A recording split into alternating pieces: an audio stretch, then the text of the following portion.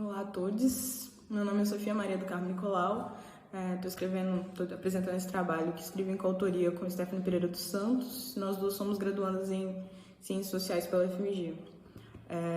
O título do nosso trabalho é a Categoria Político-Cultural da Mexicanidade como Contradiscurso à Identidade Nacional Brasileira.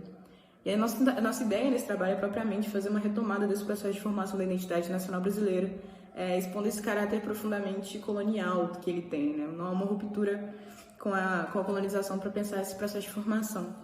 E, mais do que isso, ele é completamente pautado na ideia do mito da democracia racial. Então, ao contrário do que se pensa, esse processo de consolidação de uma identidade nacional brasileira não foi um processo harmonioso, mas sim um processo violento, que implicou em um apagamento de toda uma contribuição cultural de povos subalternizados no Brasil. Então, para falar propriamente sobre a construção da identidade nacional brasileira, a gente vai partir das contribuições do Stuart Hall e do Benedict Anderson, para pensar que essa identidade nacional ela é uma construção discursiva, né, que implica necessariamente na tentativa de criação de um pertencimento nacional.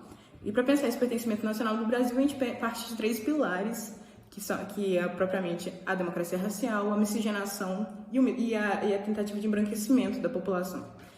Para pensar a miscigenação, a mestiçagem, a gente parte das contribuições do Kapenguele Munanga. Então ele vai falar sobre essa tentativa de criação de uma unificação política que parte da tentativa de criar um Estado unirracial e unicultural.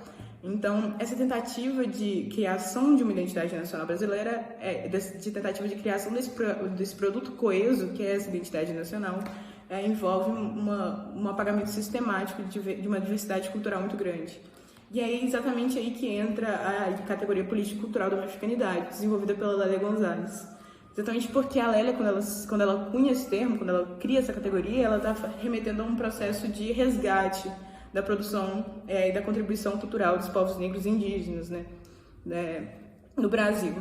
Então, ela vai trazer essa categoria, se apresenta como um tensionamento, exatamente porque ele não está pensando num produto coeso, que seria a identidade nacional, mas sim essas dinâmicas que aconteceram e que continuam acontecendo no território e para além do território brasileiro.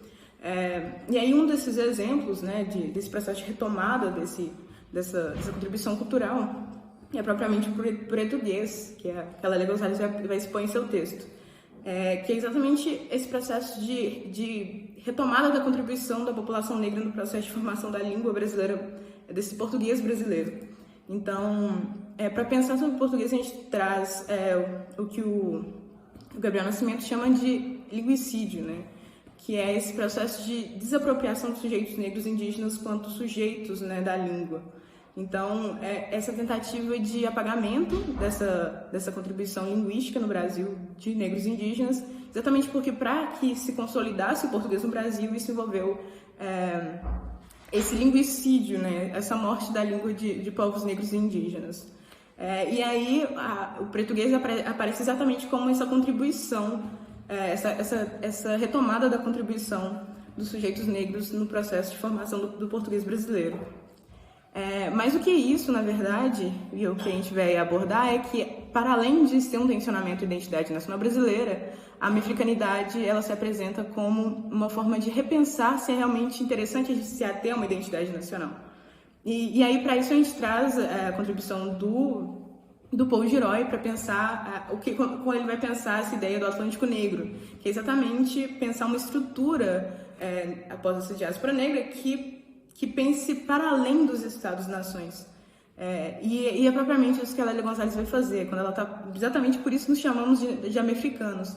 Então, a categoria político-cultural da mexicanidade é uma categoria que não se atém a esses limites dessa construção desse Estado-nação, esses limites territoriais, e sim abarca uma série de dinâmicas que acontecem dentro e fora desses limites territoriais.